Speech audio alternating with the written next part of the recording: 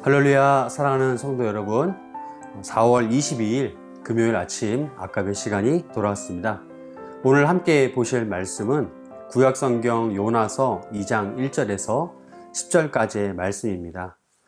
그럼 오늘 말씀을 통해서, 오늘 본문을 통해서 구원은 여호와께 속하였나이다, 구원은 여호와께 속하였나이다 라는 제목으로 함께 은혜의 말씀 나누도록 하겠습니다.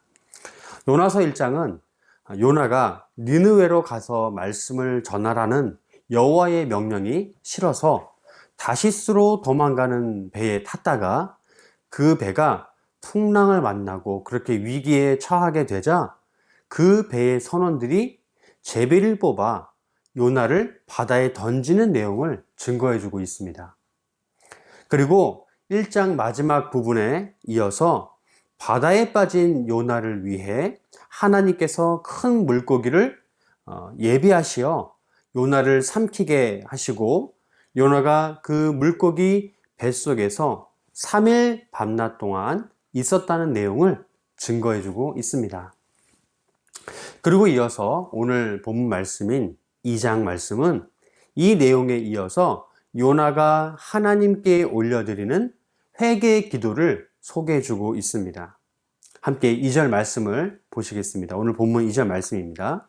이르되 내가 받는 고난으로 말미암아 여호와께 불러 아뢰었더니 주께서 내게 대답하셨고 내가 스올의 뱃속에서 부르짖었더니 주께서 내 음성을 들으셨나이다. 아멘.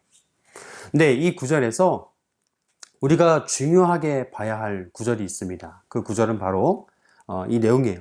주께서 내게 대답하셨고 이것과 내 음성을 들으셨나이다 라고 하는 바로 이 두 구절입니다. 그렇습니다. 여러분, 하나님은 순종하지 않는 요나에게 폭풍의 징벌을 내리셨습니다. 여기에서 요나가 이 고백하는 스올의 뱃속이라는 이 표현이요, 이것이 요동치는 그 바다를 의미하는 건지 아니면 그 물고기 뱃속을 의미하는지는 크게 중요하진 않습니다. 우리에게 정말로 중요한 것은 하나님께서 내리시는 징계는 인간에게는 크게 생사가 걸려있는 그러한 상황이 될 수 있고 또 작게는 잠깐 근심케 하는 그런 고난의 시간이 될 수 있다라고 하는 사실을 우리는 볼 수 있습니다. 어찌됐든 간에 징계와 고난이란 우리에게는 그다지 달갑지 않은 일들이죠. 하지만 징계와 고난이 여러분 우리에게 모두가 전부가 나쁜 것은 아닙니다. 왜냐하면 이 징계와 고난이 우리를 하나님께로 나아오게 하고 또 우리를 하나님 앞에 회개할 수 있게끔 인도해 주기 때문입니다. 그래서 우리는 하나님 앞에 감사할 수 있는 것이죠. 사랑하는 성도 여러분, 요나가 당한 이 폭풍의 바다에 빠진 것과 그 고난과 그가 물고기 뱃속에 삼켜지는 것이 당장에는 그에게 불행일 수 있습니다. 하지만 하나님의 눈으로 또 믿음의 눈으로 보면은 그것은 하나님의 공의 속에 품은 바로 그 사랑이라는 것을 우리는 깨달을 수 있습니다.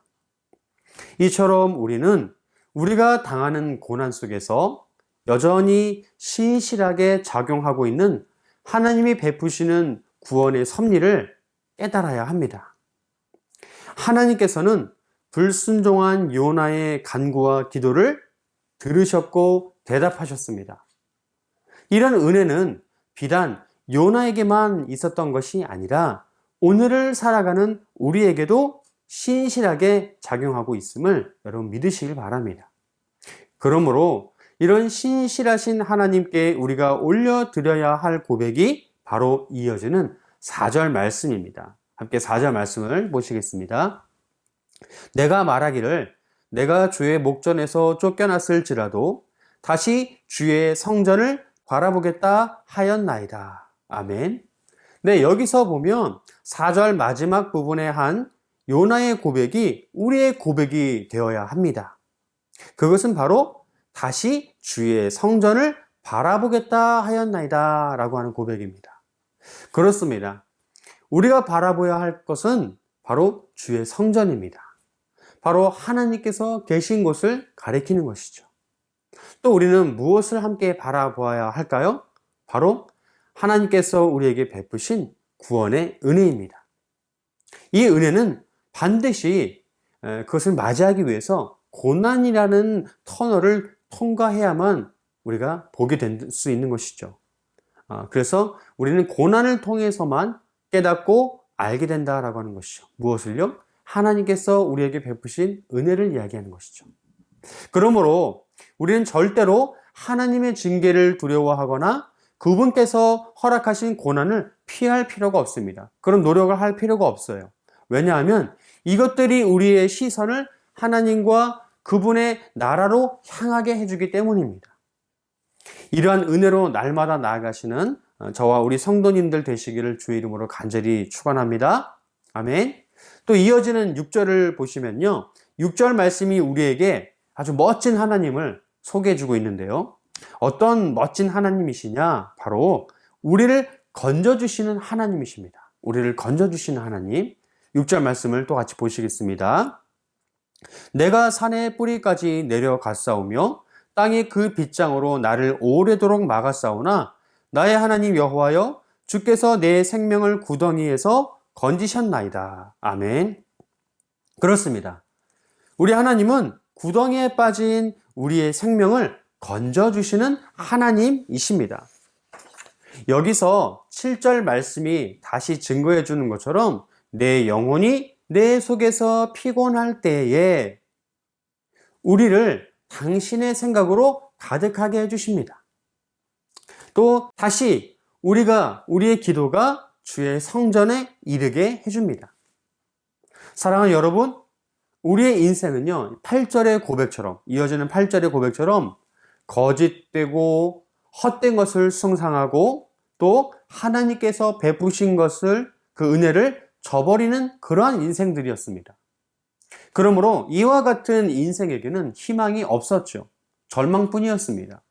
하지만 오늘 본문의 말씀에 등장하는 요나처럼 고난 가운데 하나님의 은혜를 깨닫는 인생에 그 입술에서 터져 나와야 할 고백이 있음을 우리는 깨달아야 합니다. 그것이 바로 9절의 고백입니다. 함께 9절 말씀을 보실까요? 나는 감사하는 목소리로 주께 제사를 드리며 나의 서원을 주께 갚겠나이다. 구원은 여호와께 속하였나이다 하니라. 아멘. 네, 이처럼 우리는 감사의 목소리로 주께 제사를 드리고요. 또 두 번째로 하나님과 한 약속을 지키며 또 세 번째로 모든 구원의 역사가 하나님께 있음을 우리 입술로 고백해야 합니다. 요나의 인생을 보면 깨닫게 되는 것처럼 우리의 인생은 우리가 살아내는 게 아닙니다. 여러분 믿으시죠? 바로 누가 그 인생을 이끄실까요? 우리를 지으시고 우리를 이끄시는 하나님께서 하시는 것임을 여러분 믿으시길 바랍니다.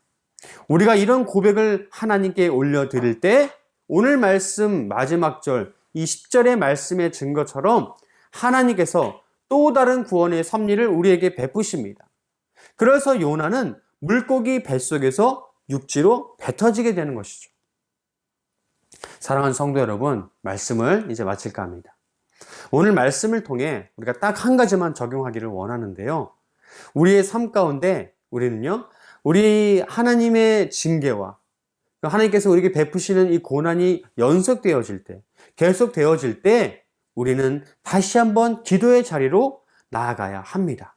그렇게 우리는 우리 입술로 회개를 고백하고 또 모든 구원이 하나님께 속하였다는 사실을 외쳐야 합니다. 이 말씀을 굳게 믿고 오늘 하루도 말씀으로 승리하시는 여러분 되시기를 주의 이름으로 간절히 축원합니다. 기도하시겠습니다. 사랑의 하나님, 오늘 말씀을 통하여 회개와 기도의 자리에 나온 요나 선지자의 모습과 고백을 들었습니다. 우리 역시도 그의 고백처럼 하나님의 주권을 인정하게 하여 주시옵소서. 그리하여 고난 가운데에서도 하나님께서 계신 주의 성전을 바라보고 하나님의 들으심과 대답해 주심을 우리가 경험하게 하여 주시옵소서.